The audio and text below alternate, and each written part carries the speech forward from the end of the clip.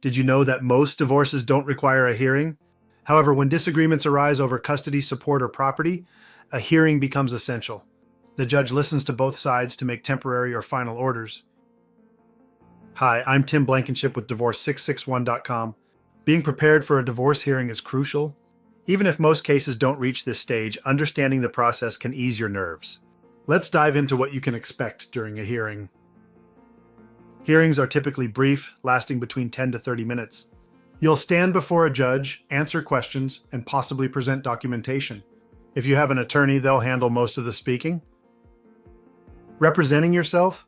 Stay calm, stick to the facts, and ensure you bring any requested documents. Remember, preparation is key to navigating this process smoothly. Ensure all financial disclosures and paperwork are complete and organized. Knowing what to say and having the right documents can make a significant difference. Learn from real-life examples like our client who successfully navigated a child support hearing. By filing complete and correct paperwork, you can often avoid hearings altogether. But if a hearing is necessary, preparation is your best ally. Let's explore how you can take the next steps with confidence. Avoiding hearings is possible with professional help. If a hearing is unavoidable, being well prepared ensures a smoother process.